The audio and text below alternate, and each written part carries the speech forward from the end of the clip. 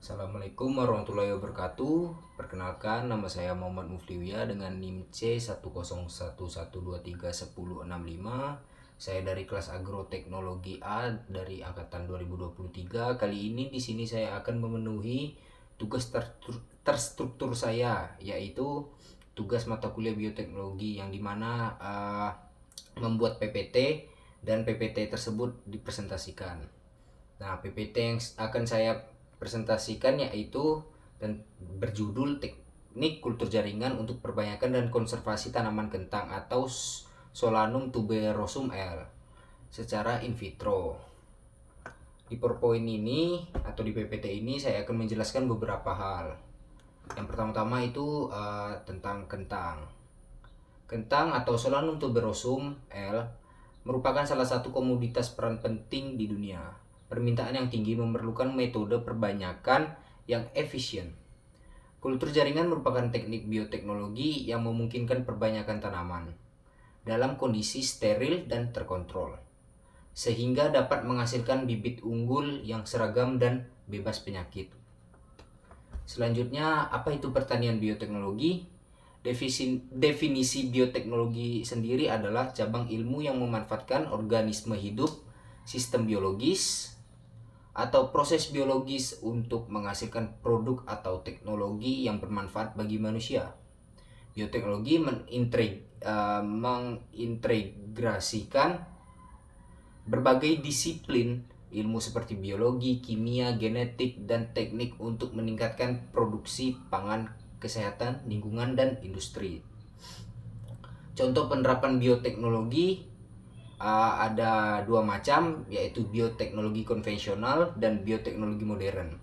Bioteknologi konvensional fermentasi dalam pembuatan tempe, yogurt, dan keju. Sementara yang modern, rekayasa genetik, kultur jaringan, produk vaksin, dan biofertilizer seperti azotobacter.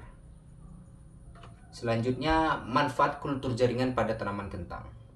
Yang pertama itu adalah perbanyakan bibit dalam jumlah besar dalam waktu yang singkat.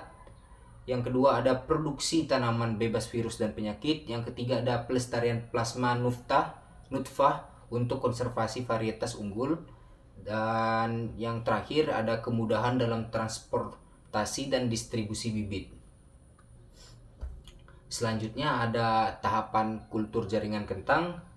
Di sini ada 5 tahapan. Yang pertama inisiasi, yang kedua sterilisasi, yang ketiga multiplikasi, yang keempat ada perpanjangan akar, dan yang kelima ada aklimatasi. Pertama-tama inisiasi. Inisiasi ini pengambilan eksplan dari tunas atau bagian tanaman lain yang sehat. Selanjutnya ada sterilisasi. Sterilisasi ini pembersihan eksplan menggunakan larutan disinfektan. Yang ketiga multiplikasi. Multiplikasi ini induksi pertumbuhan tunas dengan media kaya hormon seperti BAP atau yang biasanya disebut benzil aminopurin. Terus perpanjangan akar. Perpanjangan akar ini pemindahan tunas ke media yang mengandung auksin untuk merangsang akar supaya cepat tumbuhnya. Yang terakhir aklimatasi ini adaptasi tanaman ke lingkungan luar sebelum ditanam di lahan. Selanjutnya ini media kultur yang digunakan. Yang pertama ini MS atau Murashige dan Skook medium sebagai media dasar. Terus yang kedua ini ada penambahan hormon pertumbuhan atau sitokinin dan auksin. Yang ketiga ini sukrosa sebagai sumber energi, dan yang terakhir agar sebagai zat pemadat media. Selanjutnya yang saya bahas ada peran kultur jaringan dalam konservasi. Kultur jaringan memainkan peran penting dalam konservasi, terutamanya di jurnal yang saya buat jadi PPT ini, bahwasanya konservasi tanaman kentang melalui berbagai teknik yang mendukung pelestarian dan perbanyakan varietas unggul. Ada beberapa metode yang digunakan, itu ada 3 macam. Yang pertama itu penyimpanan jangka panjang melalui teknik cryopreservasi.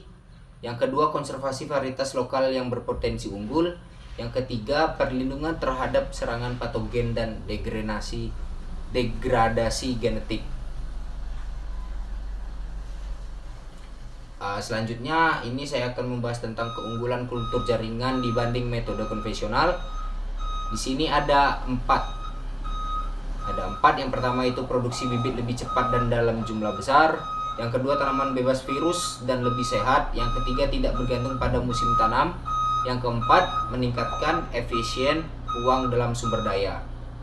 Yang terakhir, saya akan membacakan kesimpulan yang telah saya buat. Etnik kultur jaringan merupakan metode yang efektif untuk perbanyakan dan konservasi kentang secara in vitro. Metode ini tidak hanya mendukung produksi bibit unggul dalam jumlah besar, tetapi juga berperan dalam pelestarian plasma nufta. Implementasi yang tepat dapat meningkatkan produktivitas dan kualitas tanaman kentang secara berkelanjutan. Sekian dari saya, mohon maaf jika ada kesalahan kata. Wabillahi taufiq wal hidayah. Wassalamualaikum warahmatullahi wabarakatuh.